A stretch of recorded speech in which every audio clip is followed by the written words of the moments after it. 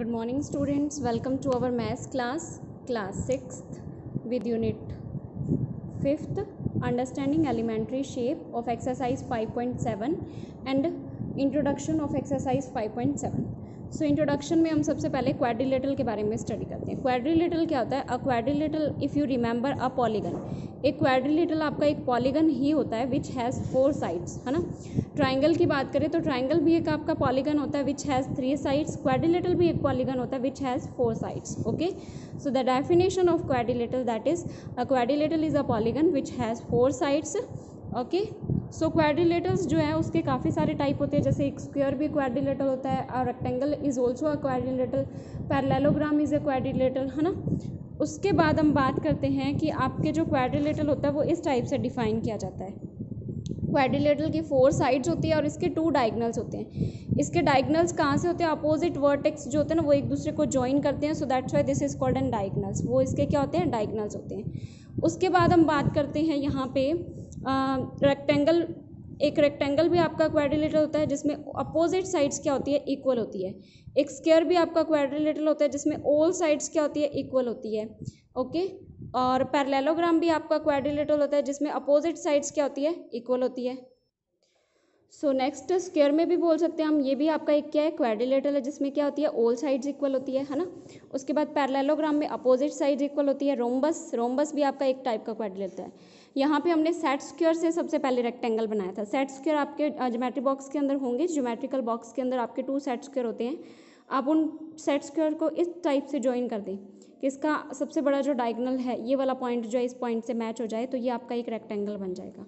आपके set square को अगर आप दूसरी तरीके से यहाँ से ज्वाइन कर देते हैं, है ना, तो ये आपका क्या बन जाएगा? ये स्मॉलेस्ट सेट स्क्वायर है जो आपका 45 डिग्री का एंगल बनाता है. 45 डिग्री का एंगल बनाता है, उससे आपका क्या बनेगा? स्क्वायर बनेगा. नेक्स्ट सेट स्क्वायर जो कि आपका 30-60 डिग्री का एंगल बनाता है, उससे आपका पैरेललोग्राम बनेगा. ठीक है, ये 90 डिग्री है, इसमें एक 30 डिग्री है और एक 60 डिग्री का एंगल बना रहा है. इस टाइप का सेट स्क्वायर जो है वो आपका क्या बनाता है? पैरेललोग्राम. और इसी टाइप का सेट स्क्वायर जो है वो अगर आप 4 सेट स्क्वायर ज्वाइन कर देंगे तो आपका क्या बन जाएगा? एक रोम्बस बन जाएगा. ओके, सो यहाँ पे हमने रेक्टेंगल के बारे में, स्क्वायर के बारे में, पैरेललोग्राम के बारे में और रोम्बस के बारे में पढ़ा, जो कि आपके क्या है? क्वाड्रिलेटरल के ही पार्ट्स हैं. नेक्स्ट हम देखते हैं ट्रेपेजियम. तो ट्रेपेजियम भी आपका एक क्वाड्रिलेटरल का ही पार्ट है. ट्रेपेजियम में आपके पास क्या दिया हुआ है? ट्रेपेजियम में हम बोल सकते हैं here is a quadrilateral in which pair of 2 opposite sides is a parallel. ये आपका एक क्वाड्रिलेटरल है जिसके अंदर हम ये बोल सकते हैं 2 अपोजिट साइड, इसकी 2 अपोजिट साइड्स पैरेलल होती है. ओनली 2 अपोजिट साइड, जैसे कि ये और ये साइड आपस में पैरेलल है, इसका और इसका कोई कनेक्शन नहीं होता. ठीक है, so that's why this is called N trapezium. तो इसे हम क्या कहते हैं? ट्रेपेजियम है. इसमें आपने 2 सेट स्क्वायर का यूज़ किया हुआ है, 3rd सेट स्क्वायर का इधर यूज़ किया हुआ है. ठीक है, अभी हम बात करते हैं हमारी एक्सरसाइज 5.7 की. 5.7 का फर्स्ट क्वेश्चन है हमारे पास, से ट्रू और फॉल्स. आपको बताना है कि कौन सी स्टेटमेंट आपकी ट्रू है और कौन सी फॉल्स है. क्या? ओके स्टूडेंट, तो इसका फर्स्ट पार्ट हम देखेंगे. फर्स्ट पार्ट में आपके पास क्या दिया हुआ है? फर्स्ट पार्ट में आपके पास यहाँ पे each angle of a rectangle is a right angle. आपको बताना है कि ये ट्रू है या फॉल्स है. Each angle of a rectangle, rectangle आपको पता है किस टाइप से बनता है? जिसकी अपोजिट साइड इक्वल होती है. रेक्टेंगल का हर एक एंगल आपका राइट एंगल होता है, तो ये स्टेटमेंट आपकी ट्रू है. यस ऑफ कोर्स, रेक्टेंगल का हर एक एंगल क्या होता है? राइट एंगल होता है, 90 डिग्री का होता है. सेकेंड नंबर की स्टेटमेंट है आपके पास, the opposite sides of a rectangle. Rectangle की जो अपोजिट साइड्स होती है वो इक्वल होती है लेंथ में. यस, ये स्टेटमेंट भी आपकी ट्रू है. एक रेक्टेंगल की स्टेटमेंट यही होती है कि इसमें क्या होते हैं? अपोजिट साइड्स क्या होती है? इक्वल होती है. नेक्स्ट है आपके पास, the diagonal of a square are perpendicular to one another. Diagonal of a square perpendicular होते हैं.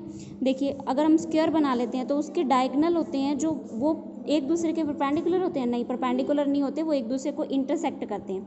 जैसे मैं अभी आपको बना के दिखाती हूँ. सपोज आपने ये डायगोनल इस टाइप से आपने एक स्क्वायर बनाया है ना. वेट स्टूडेंट्स, एक मिनट, स्क्रीन ब्लर हो रही है. देखिए, आपने जैसे ये डायगोनल बनाया, अब ये डायगोनल बनाया, अब इसके अपोजिट स्क्वायर बनाया, अब इसके अपोजिट डायगोनल बना रहे हैं आपके. ये डायगोनल एक दूसरे को कट कर रहे हैं, इंटरसेक्ट कर रहे हैं. हम ये नहीं कह सकते कि ये डायगोनल क्या है? परपेंडिकुलर है. ओके, सो ये स्टेटमेंट क्या हो जाएगी? आपकी फॉल्स हो जाएगी. नेक्स्ट स्टेटमेंट की बात करते हैं, हमारी फोर्थ स्टेटमेंट. फोर्थ स्टेटमेंट में आपके पास क्या दिया हुआ है, all the sides of a rhombus are equal length. क्या रोम्बस की सभी साइड्स इक्वल लेंथ की होती है? तो यस, ये स्टेटमेंट भी क्या है आपकी ट्रू है, रोम्बस की सभी साइड क्या होती है, इक्वल लेंथ की होती है। नेक्स्ट है आपके पास all the sides of a parallelogram are of equal length. Parallelogram की भी सभी साइड्स इक्वल लेंथ की होती है, तो ये स्टेटमेंट आपकी फॉल्स है, because we know that parallelogram having opposite sides are equal, so that's why this is called an parallelogram. Okay, so we have the next part, that is F. The opposite side of a trapezium are parallel. Trapezium की statement अभी हमने read की थी, जिसमें हमने देखा था कि ट्रेपेजियम की अपोजिट साइड्स होती है ना, वही पैरेलल होती है। सेकेंड वन अपोजिट साइड्स का कोई मैटर नहीं करता कि वो पैरेलल है या नहीं है, ओनली सिंगल वन पेयर आपका उसका क्या होना चाहिए, पैरेलल होना चाहिए। ओके, सो यहाँ पे हमारा क्वेश्चन नंबर फर्स्ट कंप्लीट होता है। क्वेश्चन नंबर सेकेंड का फर्स्ट, ये सेकंड क्वेश्चन हमारा दिया हुआ है, give reason of the following. यहाँ पे कुछ स्टेटमेंट पूछी है, उसको क्या बताने हैं, आपके रीजन भी बताने हैं। क्वेश्चन नंबर सेकंड का फर्स्ट पार्ट है आपके पास, a square can be thought of as a special rectangle. एक स्क्वायर भी एक टाइप का स्पेशल रेक्टेंगल होता है, तो यस, एक स्क्वायर भी जो होता है ना वो आपका एक टाइप का स्पेशल रेक्टेंगल होता है। कैसे? Because it's all angle are right angle, क्योंकि इसके सभी के सभी एंगल क्या होते हैं, राइट एंगल होते हैं, और हमें पता है रेक्टेंगल के भी सभी एंगल क्या होते हैं, राइट एंगल होते हैं। So that's why a square is a special rectangle. Okay, second इसका इंपॉर्टेंट पॉइंट ये है कि स्क्वायर के अपोजिट एंगल्स, अपोजिट साइड्स जो होती है वो इक्वल है, और हमें पता है एक रेक्टेंगल जो होता है उसकी भी अपोजिट साइड्स क्या होती है, इक्वल होती है। तो ये इसकी दो स्पेशलिटी है, जिसकी वजह से हम कह सकते हैं कि एक स्क्वायर जो है वो आपका एक स्पेशल टाइप का क्या होता है, रेक्टेंगल होता है। इसका सेकंड स्टेटमेंट हमारे पास दिया हुआ है, अ रेक्टेंगल कैन बी दो एज अ स्पेशल पैरेललोग्राम। एक रेक्टेंगल आपका स्पेशल टाइप का पैरेललोग्राम होता है, तो यस ऑफ कोर्स एक रेक्टेंगल आपका स्पेशल टाइप का पैरेललोग्राम होता है। कैसे होता है रेक्टेंगल स्पेशल टाइप का पैरेललोग्राम? तो देखिए, रेक्टेंगल की अपोजिट साइड क्या होती है, इक्वल होती है, और पैरेललोग्राम की भी क्या होती है, अपोजिट साइड्स इक्वल होती है। सो इस वजह से हम कह सकते हैं कि जो रेक्टेंगल होता है वो आपका एक स्पेशल टाइप का पैरेललोग्राम होता है, because of its opposite sides are equal, then that is called an special type of parallelogram. C part है हमारे पास, a square can be thought of as a special rhombus. एक square जो है वो आपका स्पेशल रोम्बस हो सकता है, तो यस ऑफ कोर्स एक स्क्वायर भी एक स्पेशल रोम्बस हो सकता है। कैसे हो सकता है? Because it's four side are equal and diagonal are perpendicular to each other, so that's why this is called an special rhombus. Okay, so इसका मतलब हम कह सकते हैं कि जो स्क्वायर है ना वो भी आपका एक स्पेशल रोम्बस होता है। इन दोनों की स्पेशलिटी क्या है कि स्क्वायर की भी फोर साइड होती है, रोम्बस की भी फोर साइड होती है। स्क्वायर भी क्वाड्रिलेटरल है, रोम्बस भी क्वाड्रिलेटरल है। स्क्वायर की ऑल साइड्स इक्वल होती है, रोम्बस की भी ऑल साइड इक्वल्स होती है ना। सो दैट्स वाई हम ये कहेंगे कि जो स्क्वायर है ना वो एक आपका स्पेशल टाइप का क्या है, रोम्बस है। नेक्स्ट है आपका D part, square, rectangle, parallelogram are all quadrilateral. Yes, जिनकी भी फोर साइड होती है ना, सो वो हर एक शेप क्या होगी आपकी, क्वाड्रिलेटरल होगी। फोर साइडेड मतलब फोर स्ट्रेट लाइन से जो मिलकर बना हुआ है। नेक्स्ट है आपके पास, square is also a parallelogram. एक स्क्वायर आपका क्या है, पैरेललोग्राम है। तो स्क्वायर की क्या होती है, फोर साइड्स होती है, फोर साइड्स इक्वल होती है ना। तो आपका पैरेललोग्राम क्या स्पेशलिटी बताता है, parallelogram says that its opposite sides are equal and parallel, and square also having these properties, square also having these properties, that is opposite sides are equal। देखिए square के अंदर ऑल साइड इक्वल होती है, अगर all side equal है that means opposite sides भी तो equal होगी ही ना। सो इसका मतलब square is also a parallelogram. एक स्क्वायर जो होता है ना वो भी आपका एक क्या होता है, पैरेललोग्राम ही होता है।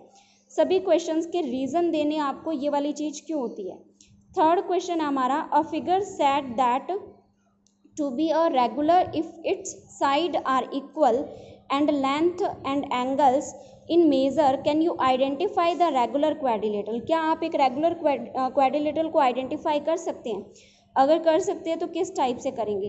रेगुलर का मीनिंग होता है जिसकी सभी साइड्स क्या होती है, इक्वल होती है, और क्वाड्रिलेटरल क्या होता है आपका, जिसकी फोर साइड होती है। अब देखिए क्वाड्रिलेटरल रेगुलर की बात कर रहे हैं तो फोर साइडेड इक्वल शेप्स की बात कर रहे हैं। फोर साइडेड इक्वल शेप्स की अगर बात कर रहे हैं तो हमें पता है फोर साइडेड इक्वल शेप क्या होती है आपकी, स्क्वायर ही होती है। तो a square is a regular quadrilateral, तो आपका एक स्क्वायर क्या हो जाएगा, रेगुलर क्वाड्रिलेटरल हो जाएगा। ये एक्सप्लेनेशन मैंने आपको यहाँ पे एक्सप्लेन कर दिया। आपको आंसर की PDF सेंड कर दूंगी, जहाँ से आपको आपके एक्सरसाइज 5.7 के सभी आंसर्स क्या करने हैं, राइट डाउन करने हैं। Okay, thank you.